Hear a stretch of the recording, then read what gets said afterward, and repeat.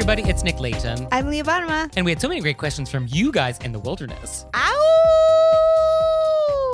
Ooh, that we have a bonus episode. So here we go. Our first question is, quote, Terrorizing.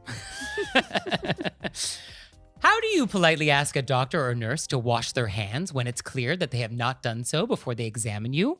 Or if they put on sterile gloves, touch every single surface in the room, and then begin to approach? I have tried every single possible tactic, from apologizing profusely and claiming that I'm a germaphobe, which frustrates me since I haven't done anything wrong and it's not paranoid to ask you to follow very basic hygiene protocol, to simply asking, would you mind washing your hands first? But that question seems to insult them, as if they think I'm implying that they're dirty. What I'm asking them to do is follow simple protocol. Often we're standing underneath giant posters that shout, wash your hands, and still it seems to frustrate them. So, Leah, how do you feel about people not washing their hands and then touching you? I started sweating. I sweat when I read it the first time, and then now you reading it now. Mm-hmm. I actually feel like I might have gotten a temperature in the middle of that read. Okay, yeah, feeling a little warm. So, in general, I think we always want to keep in mind that health and safety always trumps etiquette. We should never put ourselves in harm's way just for the sake of being polite. So I think we just need to remember that health and safety, if you are in danger, you do not do something just because that's the polite thing to do. You know, like, don't get kidnapped and be like, oh, but, they asked. So no. No, and I'm always glad that you remind people of this, because I think often people do get put in danger because they feel the need to be polite. The whole book by Gavin de Becker that I read, and I just blanked the name on, is all about specifically how people prey on people because they feel the need to be polite. Right. So that's a very real thing. And one of the things I love about you, the gift of fear is what it's called, is that you really always bring up people's health is at the forefront. Right. So this is a health and safety issue. This is not etiquette. This is germs that are going to be touching you, potentially. And you don't have to take that. So I think the question is, how do you ask in a nice way? And I think it just comes down to the value-neutral, non-judgmental request, which is, oh, would you mind washing your hands before examining me? Or would you mind putting on a fresh pair of gloves before we begin? And you just say it like that. And that's it. You don't have to explain why. I don't think we need to give excuses like, oh, I'm a germaphobe. No, we're all germaphobes. Nobody's into germs. So I don't think we give excuses for why we want that done. Into germs. I think it is saying the sentence, and then, because I understand feeling uncomfortable saying it, I get so anxious around doctors. It's like, I feel like if you have weird doctor experiences when you're a kid, you just never quite are able to go in and... Oh, I get it. I mean, a lot of people are fearful because they fear that their care is going to be jeopardized. That if they challenge the doctor, and that's a power dynamic. Yeah. Like, we do feel like there's a power differential in that relationship. And that's just, a lot of ink has been spilled on, that dynamic and how that affects healthcare and, patients not feeling empowered and et cetera, et cetera. But regardless, I think you just need to get over it, and you need to just state what you need. Yeah. Because I think at the end of the day, especially in healthcare, defining your needs and being clear about what needs you have in healthcare is very important in getting the care that you actually need. You don't ask, you don't get. Yeah. So if you ask for fresh gloves or hand washing, then you'll get it. So if you need that thing, then you have to ask for it. Self-advocacy. Yeah, it's about being your own advocate. Yeah, at the end of the day. And I think what Nick said is so important. You just say the sentence, and then that's the end of the sentence. Yeah, but in a value neutral, which is like not judgmental, like, oh, you clearly are a bad doctor because I see you didn't wash your hands. Yeah, you have to cut that tone out of it. So it's just, would you mind swapping your gloves before examining me? That's perfect. That was perfect. And just leave it there and no explanation needed, and that's it. Our next question is, quote, I run a goat dairy on a historic 1877 ranch in the National Forest with stunning views. I'm a fab cook and raise fresh fruit and veggies. My days are very busy. Animals to feed, plants to water, repairs to do. Increasingly, I'm having so many bored, cooped-up friends from the city drop by any old time and expect food and drink. So they lounge and recoup while I serve and clean up. I actually enjoy my time alone and have plenty of things to do. How do I politely decline these random visits? I just wrote underneath it, oh, sorry, I have work this week. It's not a good time for me. Yeah. In general, we got to set some boundaries. You don't have to be available for people to stop by anytime. Yeah. No is a perfectly fine answer. Oh, I'm so sorry. Now is not a convenient time. And I think that's it. That's it. Yeah. I mean, I think you just leave it there. And if there are people you really want to see and you want to give them a reprieve from the city, you can say, I'd love to see you. It's sort of tough because I work at home, but this is an option B. I think the first one is the best option. But if you're in this middle ground and where somebody you do want to see, you can say, you're welcome to come, but I can't sit there with you. You know, if you just want to hang out, be outside, you know what I mean? Right. Like you're welcome to enjoy lemonade on my patio while I do my watering. Yes, I guess you could set expectations for your guests. One thing I do get from this question is that the quality of these guests is not great. Like these are not actually great guests, because a great guest who comes from the city might actually help you with some of your chores, or might participate in the entertaining, or make it less of a burden on you as host. Cook dinner for you. Right. And so I'm not getting that. I'm getting that, like, not only are you disrupting my day, but like, I don't really enjoy having you around. Yeah, so that's why I think the first option is the best option. I'm afraid now is not a convenient time. Yeah, and they should understand. People are busy. Yeah. But I think if you want to not leave somebody empty-handed, you could then in that same breath say like, oh, but let's set up a Zoom call to catch up. That's nice. And that's not in my house. And win-win. Because otherwise you just feel used. Yeah. So there's that. Our next question is, quote, I've been working for the same person for a few years. We have scheduled daily one-on-one calls early in the morning and later at night, and each time, I'm always left on the conference line solo, waiting around for at least 20 minutes for them to join, and sometimes they don't join at all. They've only reached out a handful of times to let me know that they're running late, and usually it's after me reaching out to them 20 minutes in and asking if they plan to join. Do you think this behavior is rude, or should I just accept it because they're my boss? I'm still counting the wasted minutes on the clock, so I'm getting paid for my time spent waiting, but it's just getting very frustrating because I'll work my schedule around these calls and even wake up early in order to dial in on time. We could easily change the times, but the person is very busy and tries to squeeze in as many obligations as possible within the same time slot. I'm curious as to think what you guys think and how to deal with it. A, up top, it's rude. It is disrespectful of your time. Yeah, I think that you have every right to feel like this person is rude. Yeah. Well, and here's why it's rude. Because as we've discussed in previous episodes, when you're late, that is theft. You are stealing time from me. And stealing is wrong. And the idea that they wouldn't even text you if they weren't going to show up. Yeah. Well, what this really says is that when you're late, you're basically saying that my time is more valuable than yours. And the boss is basically saying that, like, my time is more valuable than the time of my employee. Which may be true, but that doesn't make it less rude. Yeah. So I don't love this. So what do we do about this? I don't love it. I also think, unfortunately, in this dynamic, I do think it's appropriate to text, oh, hey, I'm on the call. Were you going to show up? I think that's fine after 20 minutes. I don't even think we need to wait for 20 minutes. I actually think we should confirm before the call. An hour before the call. Hey, are we still good for 10 o'clock? But I mean, if they're getting up early, you can't confirm before it. You're just getting up. I think, though, that if you have to be on this call, this is a thing. I would assume, for me, to not lose my mind, I would assume they weren't going to be there. I would tell myself, I have to be there. I'm counting the hours. I'm going to get paid for it. I'm going to have other things to do while I have this conference open. Yeah. Because you don't want to be prepared. You're ready. You're waiting. And then... So I'll be like, I'll make my coffee while I open that. That's true. Yeah. I'll just busy myself with other things and then I'll jump in when they're there. Yeah, I guess that's good. And then if they say something, they come on and I'm doing something, I'll say, oh, I'm just trying to multitask because often you're late and I don't want to waste the company's time. Oh, that gets a little dicey. No, you're right. That's probably dicey. I wheel it back. Well, I mean, I think you can. Oh, can you say that? Oh, yeah, I was making coffee because you're always late. So I just figured I had the time. No, I would say I was multitasking. Because you're always late. So I figured I could. Because I don't want to interrupt what you were doing otherwise. You know what? It's just no matter what you say, it's wrong. So I don't think they're going to say anything. I would just do other things. Yeah, I don't think you explain why you're multitasking. Yeah, no. I mean, I think if we can focus the schedule a little better, if that morning meeting is always pushed, like, can we just reschedule it permanently? Like, does that 9 a.m. call always have to be at 9? Maybe we just push it to 10. Maybe that's an idea. I think you can have a conversation about rescheduling, being like, oh, is there better times? because we have these all the time. I would have that conversation, and then if it doesn't move anywhere, I would find a way to write it off in my brain that they're probably not going to be there. I'm getting paid for this. I'm going to log on, but I'm going to have other things to do, so I'm not just constantly waiting. Yeah, the waiting I do find a little maddening. And I think if you've been working with this person for a few years, you probably do have insight in their calendar, and you probably can predict when they're going to jump on or not.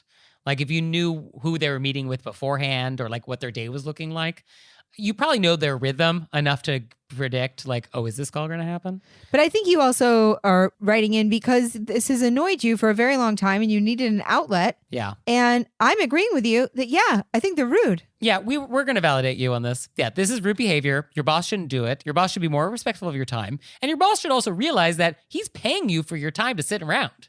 And so he should try and get the most bang for his buck, which is like not waste your time. Or her buck. Or her buck. Yes, true. And so, you don't want to waste people's time. Time is money. And it's just weird to have somebody sit and wait for you. Yeah. So sorry, letter writer. We feel ya. We're on your team here. And we think have another activity to do. Yeah, macrame. Our next question is quote. Macrame. You could actually use that time. You could do, side note really quick, you could make that time you time since it's the kind of irritating thing that they're doing to you. So you could be like, during that period of time, I'm going to get myself a book that I love. Okay. That's like a real trashy book. That's like like a fun fiction. Ooh, a bodice ripper. Yeah, like a bodice ripper, like maybe a Karen Robards. Yes, Karen Robards.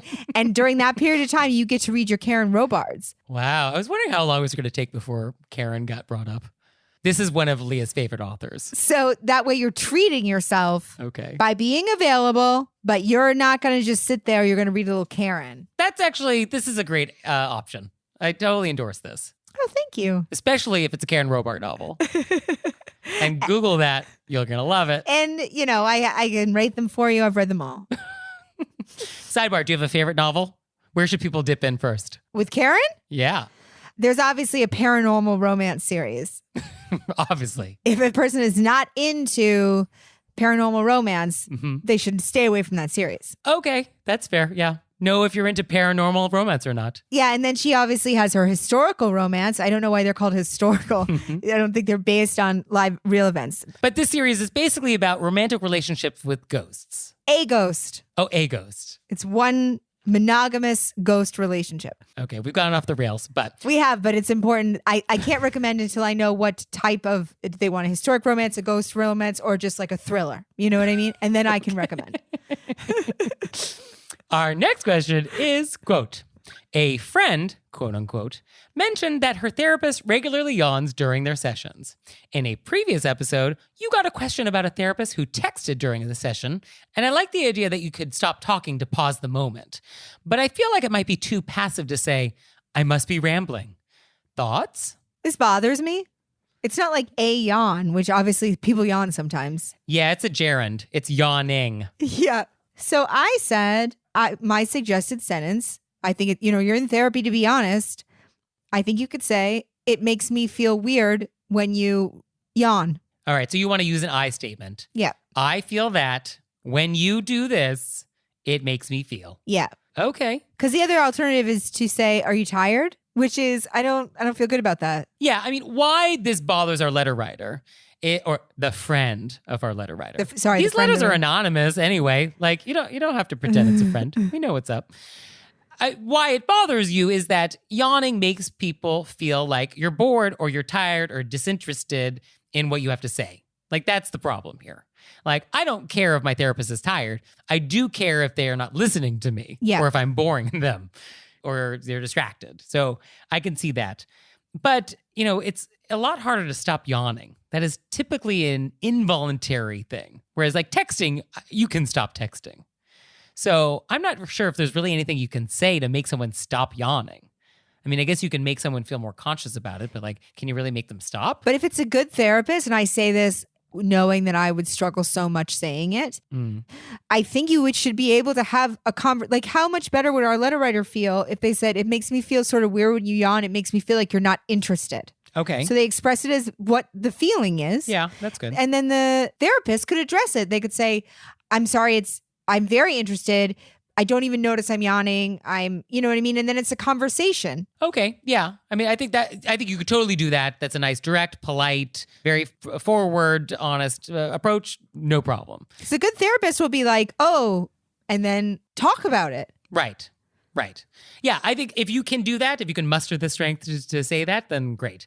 I think if it's happening a lot though, session to session, I think then we got to change the time of our session.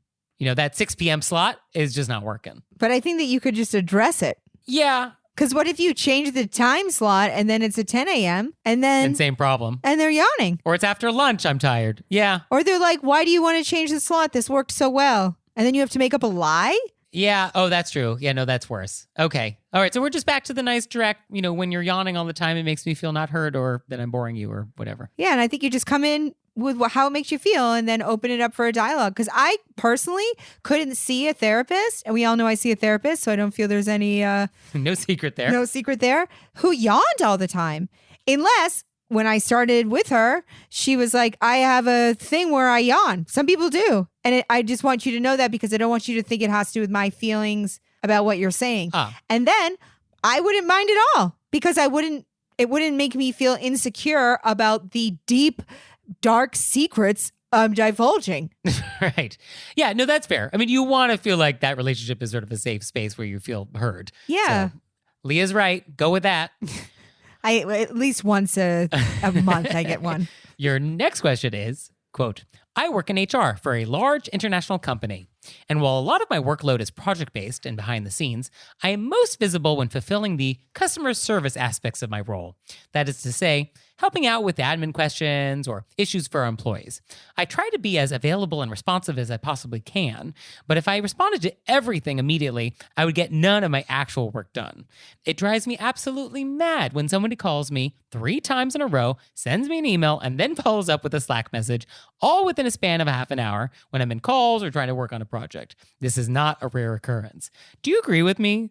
And we will, that it is incredibly rude of people to be so insistent when trying to contact me. To me, when somebody doesn't pick up the phone, I assume they are busy with something and will call me back as soon as they can, or we'll try again later. Really hoping for some validation here. You're going to get it. As this kind of behavior actually drives me up the walls with rage. And is there a polite way to tell people to back off? Thanks for your help. So she wants validation. Yeah. So yeah, we do agree with you that it is incredibly rude of people to be so insistent in trying to contact. Absolutely. Yeah. 100%. Yeah. And I get it. I mean, I know this scenario. I've experienced this. And it's sort of like, I just got your voicemail. Do we need the 90 emails on top of it and the text messages? And then to have that happen, I'm sure a lot because of her position must just drive you crazy. Yes, I think HR is definitely a profession where this happens more than other professions, for sure. Everybody thinks their thing is a crisis. And also, I don't think people necessarily understand the full job of people in HR. No, people do not get how big of a job that is and what is involved. Yeah. No, they just think it's like, oh, my health insurance benefit. So I need a new ID card. No, it's so much more than that. I want you to tell Lisa that I don't like her sandwich. Yeah, somebody's microwaving tuna again. So at the end of the day, it's about expectation setting. That's it. You always want to set expectations and then you want to exceed expectations. So the expectations that you want to set are that I will get back to you. I will respond to your email. I will answer your question. I will respond to your voicemail, all within some time frame that is reasonable. So you can set that time frame for whatever it is. So it's like, I will respond to all emails within 24 hours. Okay, so you've set that expectation, and then you just have to make sure you actually do that.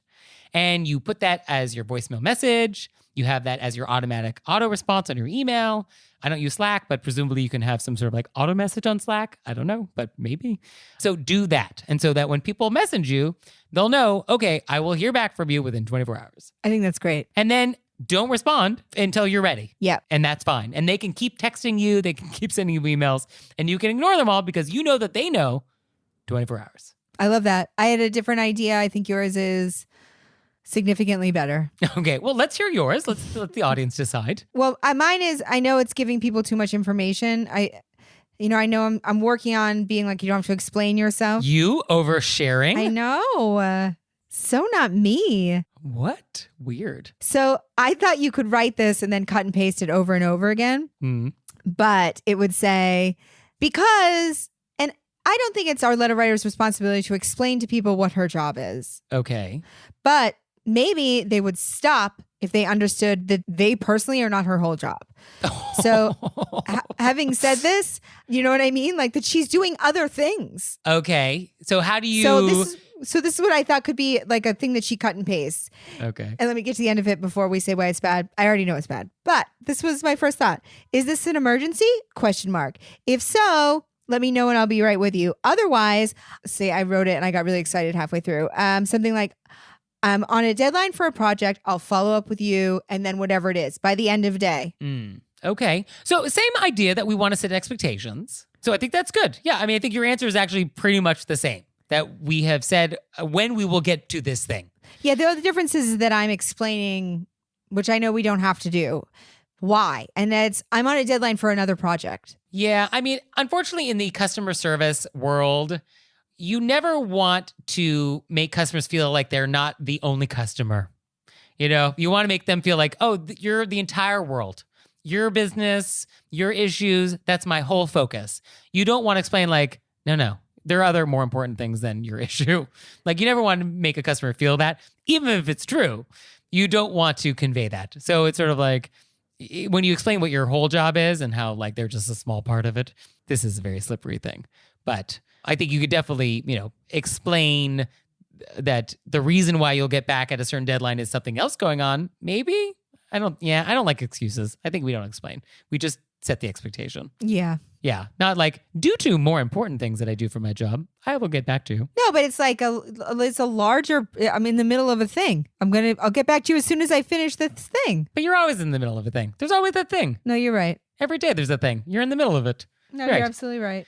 And also the idea of like, oh, if this is an emergency, well, then I'll get to it. Well, who is defining emergency? Well, that was more to like remind the person like, it's probably not an emergency. You didn't need to call 3 times. That's why I'm deferring to your... Yeah, my answer is better. What you said. Yeah, it's definitely better. I just wanted to say that I tried. A for effort. Love it. Really appreciate it. You did great. And I really like yours. Thank you. Our next thing is a repent. So as you may not know, we recently launched ventorrepent.com, where you can share with us some vents or repents from your own life. And this is a safe space. You can send them in anonymously and get it off your chest. And so we got one, which is great. Quote, I sent a friend a birthday card and a gift almost an entire month late. I feel like I crossed whatever timeline is even appropriate to wish someone a happy belated birthday. That's it. And you know what? It was a little late. But by the powers invested in us by Romulus and Remus, we grant you a full pardon for this etiquette crime. And now you have a clean slate. So don't let it happen again. Nick will pardon you and I'll be like, that's not even that bad. But for forgetting birthdays, we have calendars, people. Use them. So set a reminder next year, a month ahead of time, that you have to buy this person a gift or send a card or whatever it is so that you don't forget. But a month, a belated month, this is not the worst etiquette crime that's come across the transom. Man, you should have met me 10 years ago. I'm still catching up. So, if you have vents or repents, send them to us, ventorrepent.com. And if you have any questions, we love to hear it. Please send them to us. Send them to us through our website, we'reyourbasedbywolves.com, or you can leave a voicemail, send us a text message, 267-CALL-RBW. And we'll see you next time. Bye. Bye.